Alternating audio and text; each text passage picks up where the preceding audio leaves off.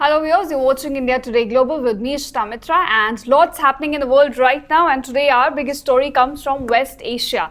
It is about Israel's attack on Iran. Now Israel is calling it Operation Rising Lion, and it is an operation that will continue for as many days as it needs to be. Now the crucial thing is that it's an attack on Iran's nuclear program. Top military officials, nuclear scientists and also nuclear sites have been hit in this attack. Now to decode this operation, I'm being joined by editor Pranay Upadhyay. So thank you so much for joining us here. Thank you, Ishita. Now, first question to you, the scale and the intensity of this attack. How much damage has Israel inflicted on Iran? If you see the sites, Israelis have struck Iran in deep inside the Iranian territory, because if you see the geographical locations of Natanz, Khundrab or Khurramabad, these are the places which are deep inside Iran. Okay. So especially, and these are the sites which are considered as the safe Iranian nuclear sites. So if these sites have been engaged and targeted by the Israelis in these strikes, this is clearly an indication that Israel wanted to hit hard on Iranian sites and specifically their nuclear establishments. Yes. Secondly, Iranian capital Tehran was hit and specific targets were taken out. Yes. In terms of IRGC chief and chief of defense, yes. Major General Bagheri. So these are high-profile targets. You remember that in 2020, when Qasem Soleimani was taken out in an American strike, a drone strike carried out in Iraq, there was a retribution, there was a retaliation from the Iranian side. So this happened on the Iranian turf. So that's why we saw very hard statement coming up from the Iranian side. The Ayatollah Khamenei, the supreme leader of Iran, has said that there will be a retaliation. Yes. So this is certainly an escalation of tension in West Asia, and this can spill around. So the biggest worry is that what if there is a spillover of this conflict in other regions? This is what Iran has also threatened, because Iran, day before yesterday, there was a statement from Iran saying that if there is a strike on Iranian facility or Iranian establishment, then there will be a retribution, then there will be a retaliation, and not only Israel, but those who are helping Israel. And even United States, yes. They threatened the United States. Thereafter, the President Donald Trump decided, and we have seen various statements coming up from the Department of Defense, withdrawal of non-essential staff and troops, and the family, members of the troops from these military bases, because United States is maintaining around 15 to 19 military establishments in the Middle Eastern region. All right. Now, interestingly, you mentioned the United States, and the response we've seen so far has been, of denial. Just saying that we were not involved in this, we have nothing to do with this. I won't call it a denial, Ishita, because they say that they accepted that they have a knowledge of these strikes. In fact, Israel kept them in confidence before carrying out these strikes. However, they said that these are the unilateral action taken by the Israeli side, and we were not involved in action. So we were not part of this military strikes. But we are aware about these things, and in fact, they have also endorsed the position taken by Israel by saying that that Israelis have informed the US authorities that it became imminent for them, and they were left with no other option but to carry out these strikes. How would you what was the reason for United States to give such a response and not fully backing Israel, saying that or maybe not getting involved in the military action? Because on the other side, US is also engaging with Iran, having those nuclear talks. And how do you think that will escalate now? I don't see a very bright future for those talks, because talks are scheduled on 15th of June. Yes. We are yet to see what will be the future of these talks, whether these talks will happen or not. We have to see what comes from Oman. Because Omanis are mediating these talks between Israel and between Iran and the United States. So we can't say with surety that these talks will happen or not. However, nobody has called off these talks as yet. Now, the essential purpose of those talks is to stop Iran from enriching in terms of military use, right? So, and Israel has also hit at Iran's nuclear sites. Yes. So, how much damage do you think Israel has been able to do in terms of Iran's nuclear arsenal? These were the precision strike carried out at various locations by taking out, the prominent individuals in terms of the military capability, in terms of their nuclear capabilities, in terms of the ideological capabilities of some significant people, those who are involved in these activities. So Israel has carried out these these targeted strikes But against that could delay Iran. the process. It won't really stop it. Absolutely, you're absolutely right. I was about to come to this point that I don't think so that this will eliminate the capabilities of Iran. Exactly. This may delay the process, but the knowledge of nuclear know-how and enrichment process, as we were discussing yesterday, Ishita, that Iran's process to acquire nuclear technology and nuclear arsenal, in fact, they were discreetly working on that thing. This came to light few years ago.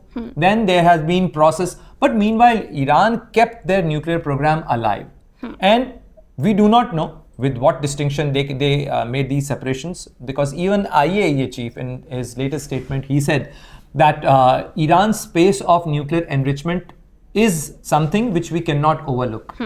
So this clearly shows that the enrichment levels were high, yes, as compared to the other countries as well.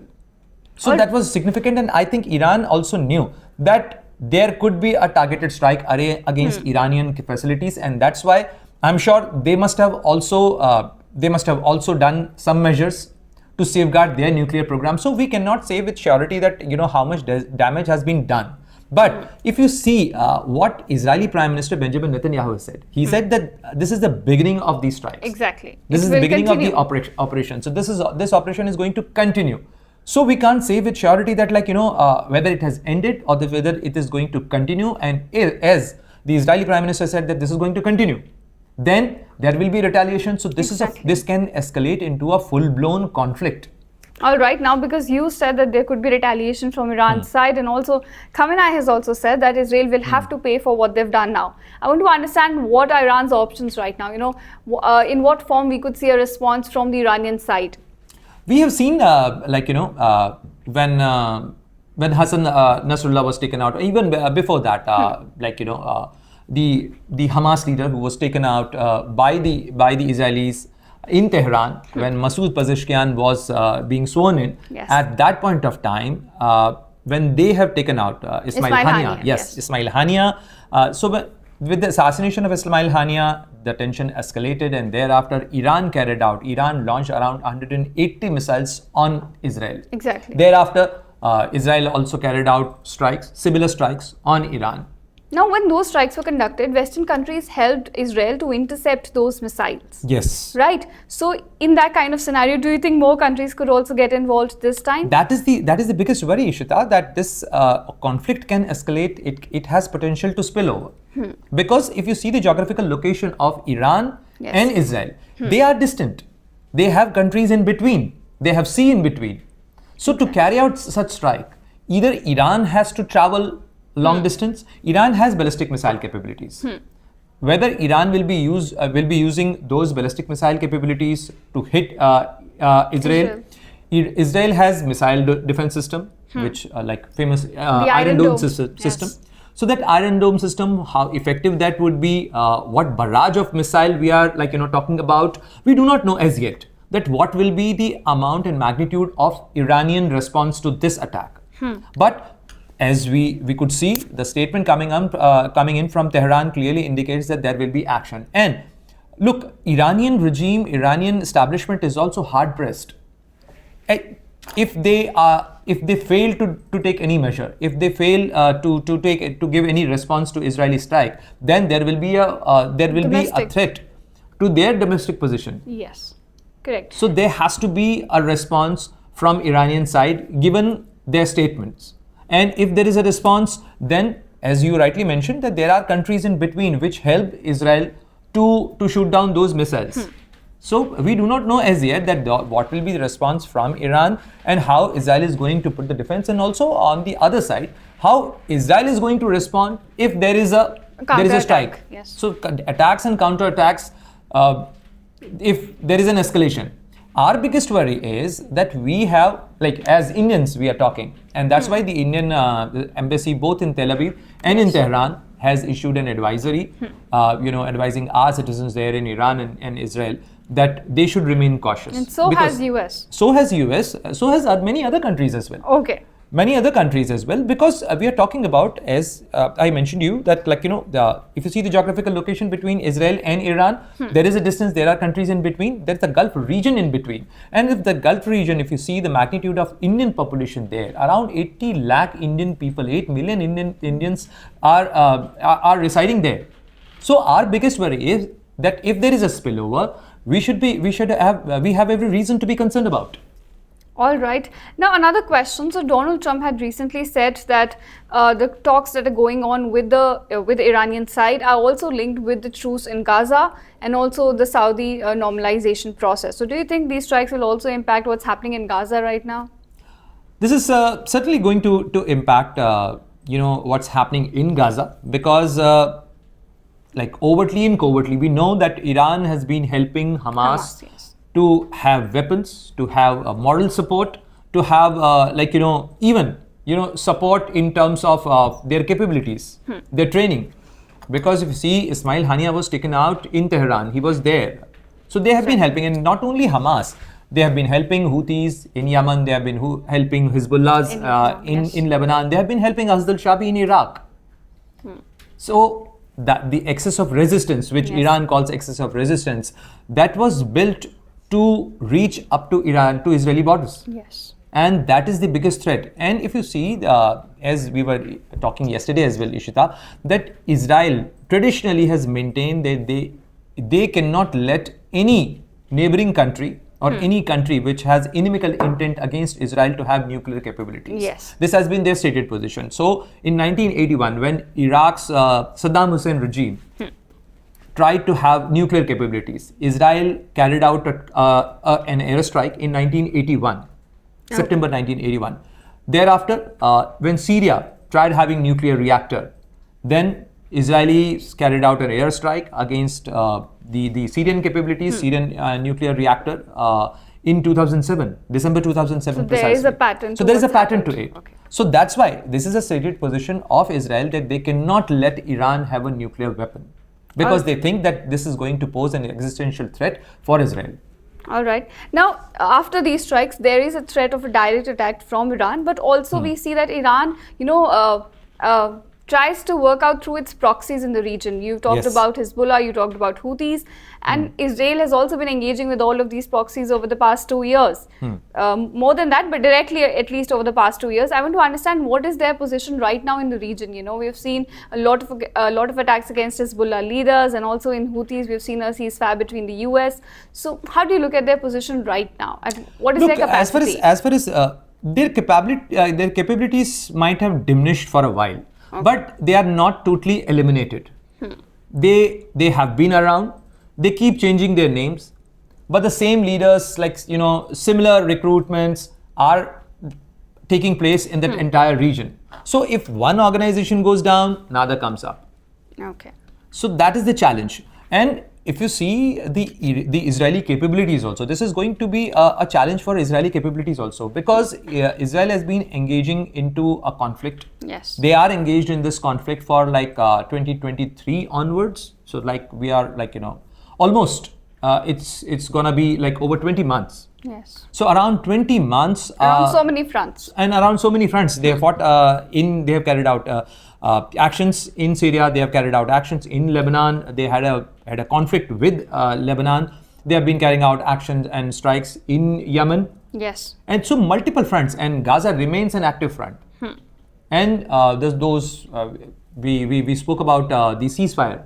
So we do not see any hope or any future of that ceasefire, which was actually brokered in the last few days of Biden regime. Yes. So that Biden administration brokered peace deal is nowhere around the horizon. Donald Trump came in and took credit for that. Absolutely. And even Donald Trump took credit of it. But that peace deal is nowhere there.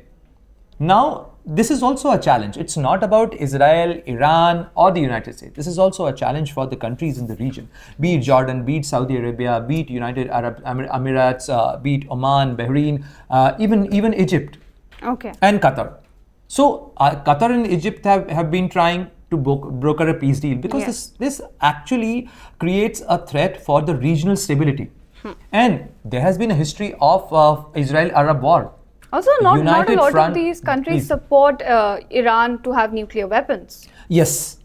A lot of these countries, they also think that if Iran becomes a country with nuclear capabilities, then there are ideological differences between Saudi Arabia, UAE, and Iran. But something interesting happened. I was we were talking yesterday as well on this issue, that recently there has been some reach outs from the It's either sort of sides. rekindling, yes. Yeah. So some renewed linkages, they wanted to work out some solution, some pattern to it, by Saudi Arabia's defense minister meeting Ayatollah Ali Khamenei, and the statement of a bonhomie from the Iranian leadership. So something is building, some new linkages are being built in that region. We are yet to see, but this also poses a threat and a challenge.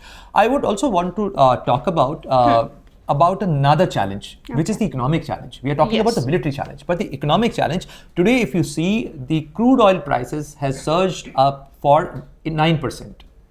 So this increase of crude oil prices gives pressure on every economy, especially if we talk about developing economies like India or our neighboring countries. This poses a serious threat for our economic development. All right, well, these are the implications of what has happened so far between Israel and Iran. Now, the operation by Israel, Operation Rising Lion, is still continuing, and a response from Iran is anticipated. Now, when and in what form is yet to be seen. So, thank you viewers for tuning in to India Today Global. Stay tuned, where we simplify geopolitics for you.